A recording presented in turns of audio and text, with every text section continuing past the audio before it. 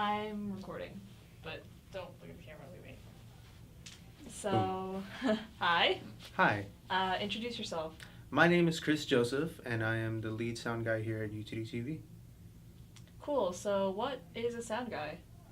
Sound guy, basically, I run all the microphones and speakers, and I do all the post audio stuff for any of major projects we do here. What projects are you working on currently? Currently, we have this major project we're doing on called Paz and Chico, which is a buddy comedy of two people trying to win the presidential election here at UTD. Mm-hmm. And this is a web series. It's a web series, yes. Mm-hmm. It should be 3 episodes right now, I think. Nice. That's what we're shooting for. Yeah. So you're the main. Would you call yourself a sound engineer? Yeah, I guess you could call me that. I'm the main sound lead, sound engineer, just the de facto sound guy that everybody goes to for this project at least. I mean, what made you want to do sound design or sound engineering in the first place? About 9 years ago, I went to a new church. I moved churches, and it's an Indian church, and they just started, and they needed help with their choir and everything, and that's how I got my start in sound. I started there first, just mixing their masses, and then afterwards, when they started moving venues around, I started installing sound at their new venues and everything, and then we got a auditorium where I would start doing live sound for secular productions and that kind of stuff, and that went on for a good 7 years, I think. Yeah. Wow, that's a really 7.5 long years. time. Yeah. What made you join UTD TV? I came to UTD first, and I was a computer engineer, and I absolutely hated it.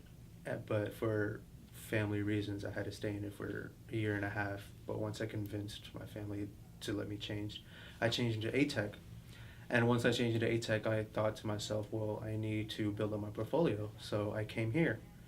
And the funny thing is, I actually talked to radio first, and they gave me their number, and they was like, go talk to Hamza, who at the time was a station manager at radio.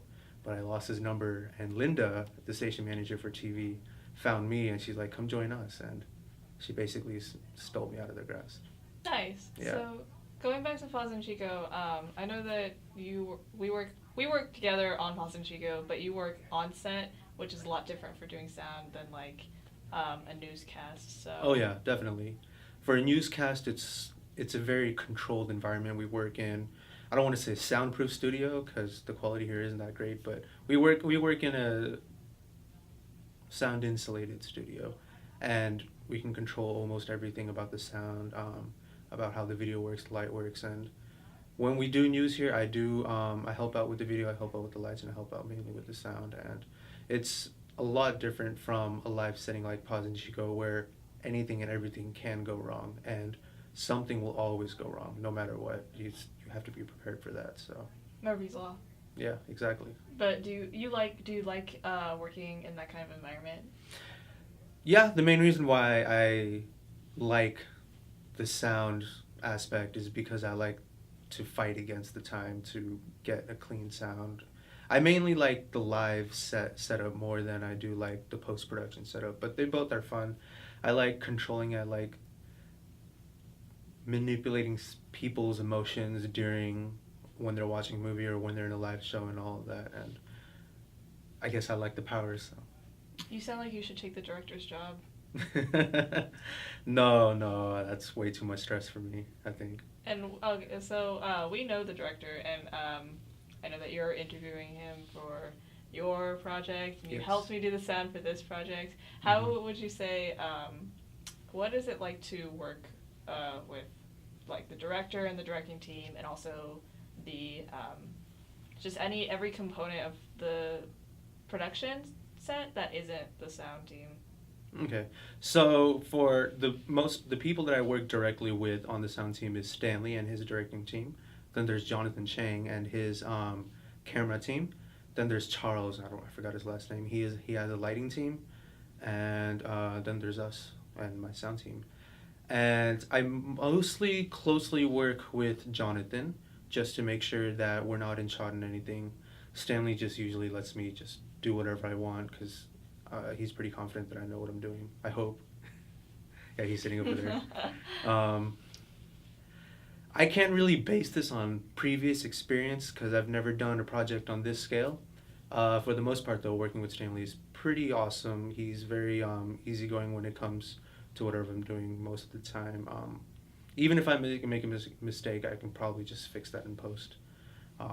It's not as stressful as it is doing video or lighting because if you mess up there, then you have to redo the take and all of that. Whereas if you mess up in sound, you can either go back and do an ADR or fix it up in post really easily. I mean, it's not easy, it's stressful, but I mean, it's a lot easier than just redoing a take and spending all that time that we should be doing on something else.